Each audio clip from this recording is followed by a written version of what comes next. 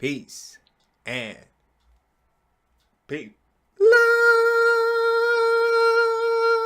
soul grow. Forgot my little hand signal right there that quick. It's that guy, Focus, got back with fucked up perspective. Now, I gotta put up the disclaimer, because this channel is going to get deeper and deeper and deeper and deeper and deeper on perspective of which I can't talk this morning for some reason. Some of the perspective is going to be fucked up. Okay. Now, one might ask, why would you even want to dibble and dabble in all of these different perspectives? Doesn't that throw you out of alignment? And in my case, not really. What it actually does is it stretches my perspective. It stretches my consciousness. So when I have to, quote unquote, face these situations in my present moment awareness, I don't get all fucked up because I've been exposed to it. You understand what I'm saying? I know it's just perspective. People can say and feel and perceive things any way they choose. Okay, so the disclaimer is watch these videos at your own risk, because some people get so bent out of shape when they hear perspectives that are different than theirs. All right. Now, all of our reactions we do are live. All right. I don't pre-watch these videos. In this case, I wanted to watch this video so bad. I wanted to watch this video bad because just the title itself, Dana Stevens tells the truth about white people. Okay. I have no idea. So I'm like, man, I gotta do this one live. And we're gonna get right into Dana Stevens' video right after the troll. Hey, yo! Now that's fucked up. Perspective.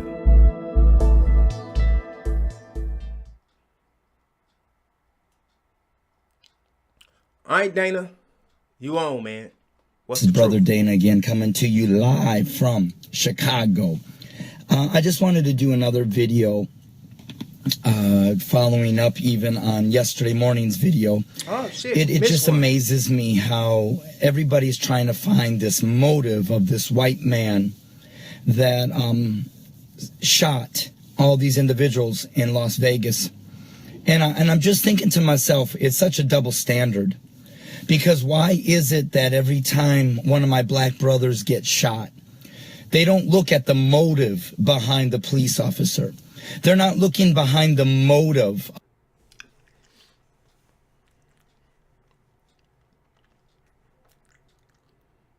I'm really starting to love this channel even more. Did some of the African American men or black men, did you feel that when he said my black brothers? I had to adjust to that frequency. I'm not used to hearing that. Like, you know what I mean? Like, snaps to you, Dana, you know, and you are my brother, you know. I'll accept that. But it felt kind of weird, you know what I mean? Just, I'm going to let it play. I ain't going to stop it too much. Snaps to you, my black brothers. Feel kind of weird coming from a Caucasian. All right, let's finish.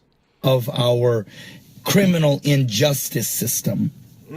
But they always say, I need to know the whole story first. Well, let me say then what I believe is the whole story here. White America is reaping what you sow. So what is the motive? The motive behind the shooter that shot these innocent white people in Las Vegas is the same motive that shoots innocent black men in our United States, which is the same motive that puts our black men in correctional facilities, treating them like they are guilty before they have trial, even though it says that one is innocent until proven guilty. The same motive. The difference is the motive is now being turned upon ourselves. So we're going out here trying to find the motive of this white man and how this singular white man could do what he did to all these innocent white people. What was his motive? I sure wish white America would have done that over all these years, to ask each and every single person that shot and has killed our innocent black men and women, what was your motive? But instead, they always turn it around and say, I need to know the whole story first. So again, I'm telling you the whole story. It's the same motive. It's evilness. And the difference is, though, that we are going to begin to reap the harvest of our own evilness within our own people. See, white America wants to always look at our black brothers and sisters as if they are from the root evil. And that's what we believe. See, we believe that you as blacks are born evil. You're born wild. And it is us whites that have brought you into civilization. We're the ones that have made you become civil.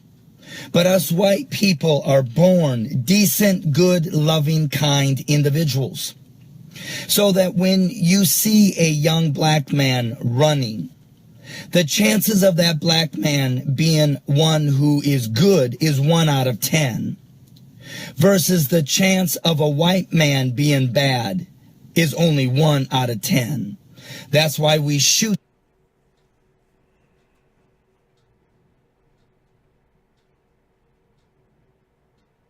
Wow, I'm just trying to calculate his metrics, his numbers.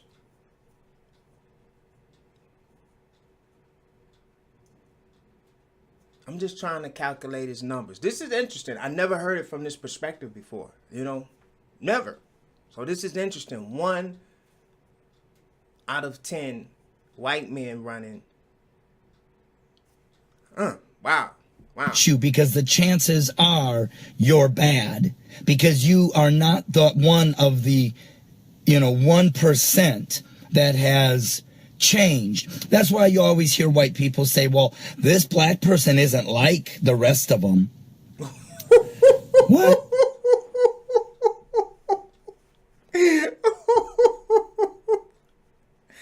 Woo!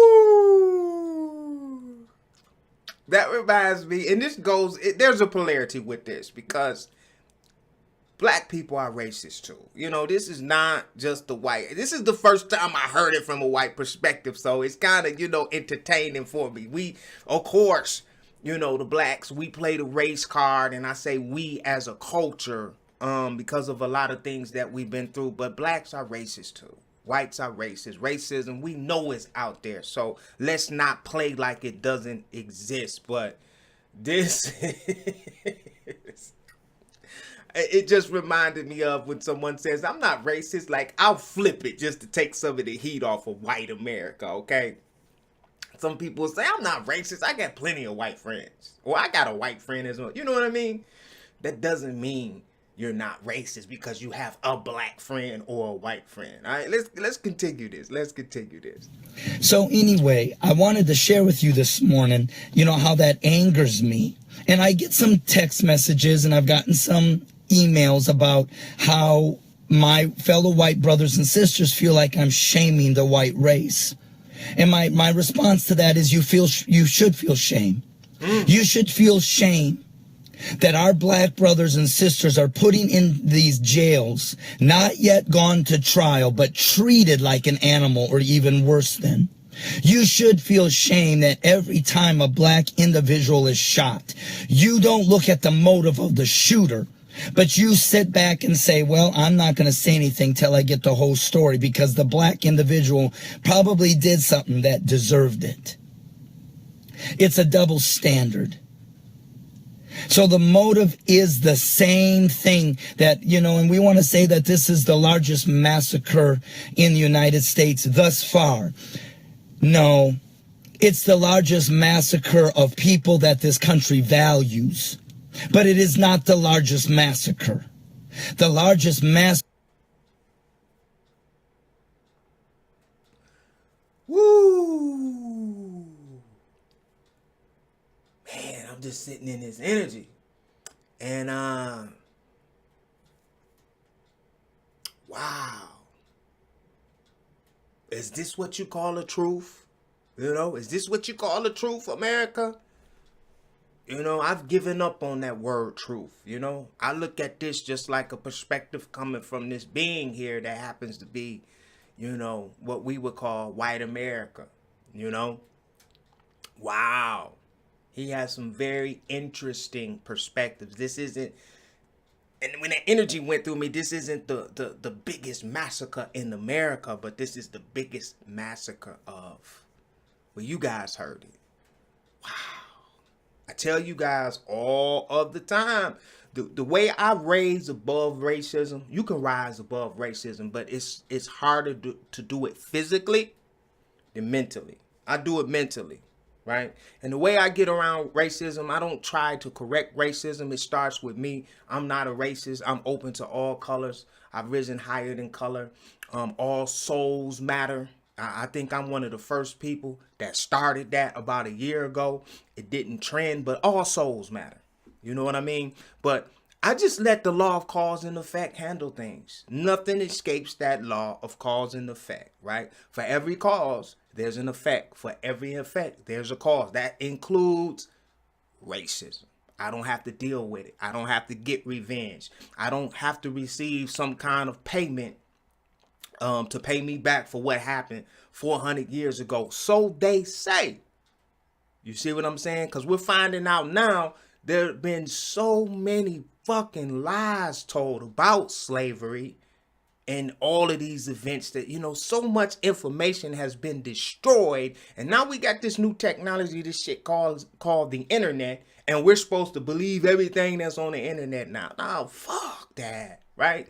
Let's let this guy continue. Massacre first started when we murdered millions of Native American Indians.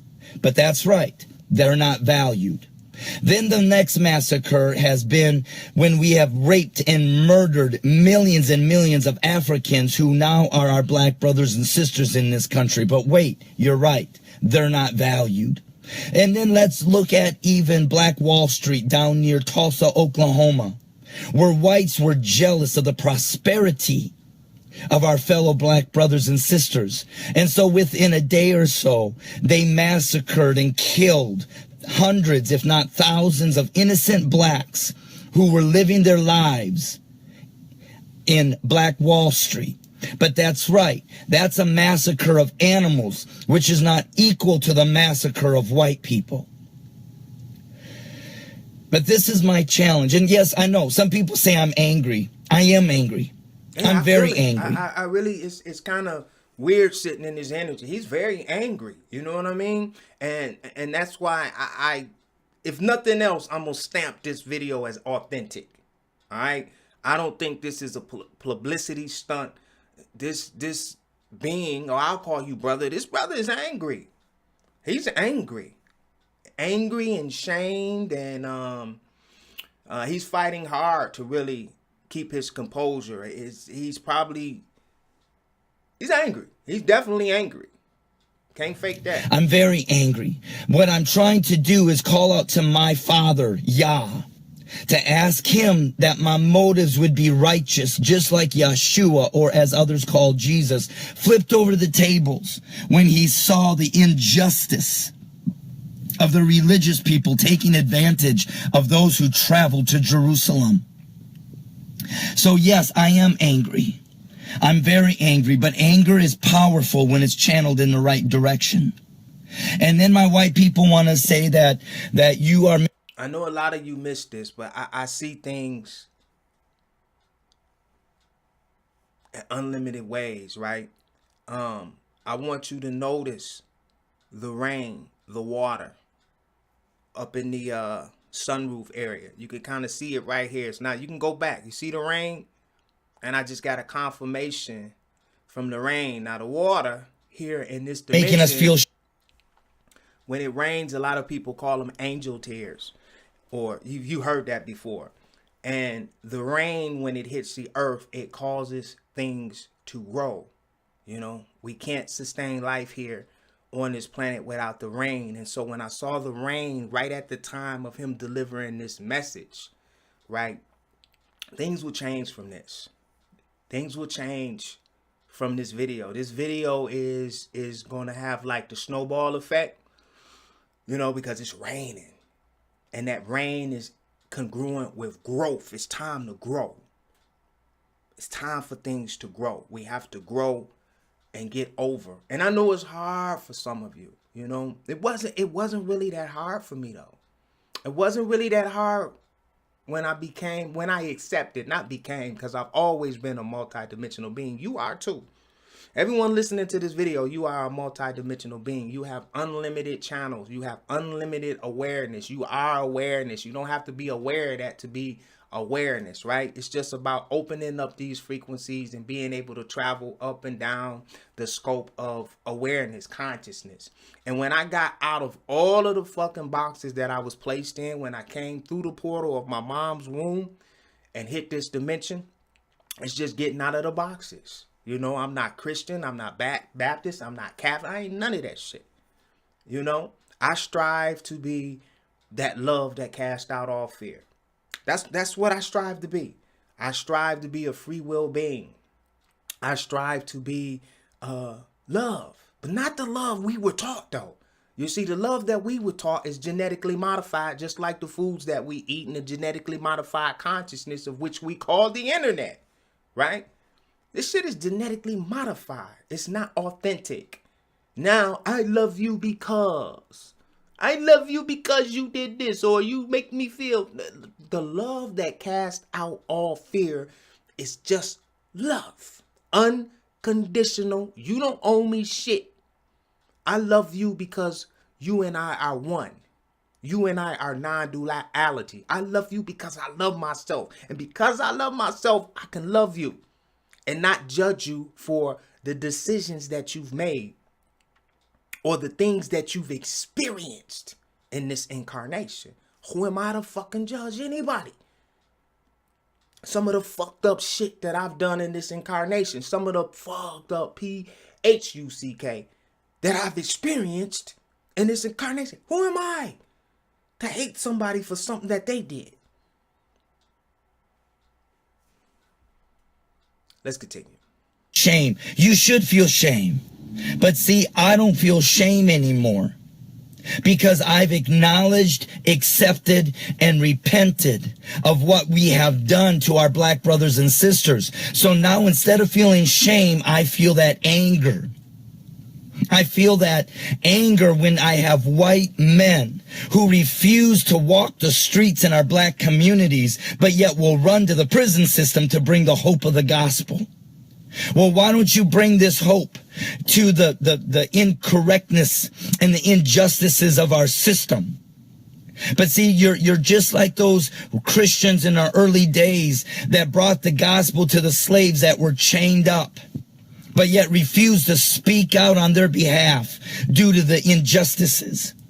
And white people, you don't understand. Racism isn't just because you call a black person an N-word, or because you say, oh, I wouldn't want to see a black person lynched. That just because you feel that way doesn't mean you're not racist. How do you know if you're racist? As I shared before, nobody knows if they're racist or the extent of your racism until you put yourself in a situation where you're faced with what's in your heart. And if you've never lived in a black community, if you've never lived amongst blacks, and I put it this way, you refuse to look into a black mirror to find out how much white racism and supremacy lies in you. Because every time our blacks cry out for justice, you're the first one to ignore them. So are you racist? Yes, you are. Are you feeling shame right now because of how I speak? Then yes, you have racial issues inside your heart. Because when you... Breathe, soul group. Breathe. Breathe.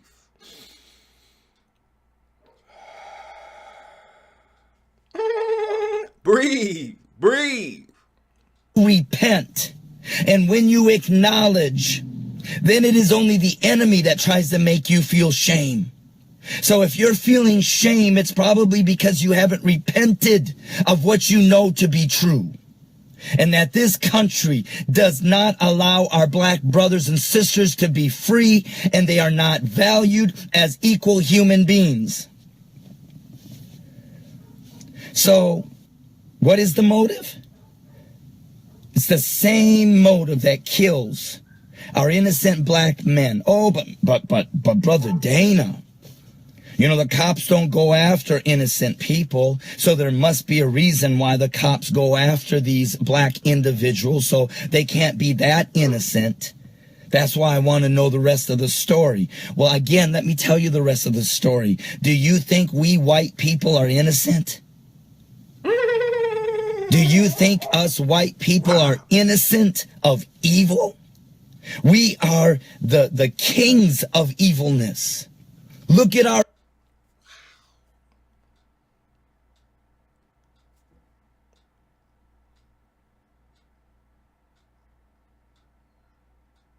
That's tough.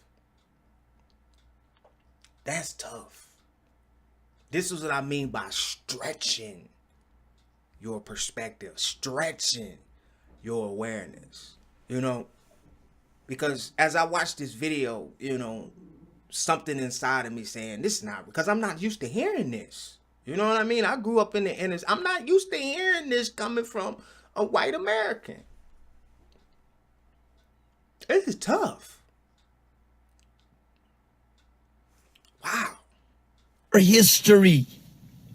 Look at our history, okay? And then I'll look at our present.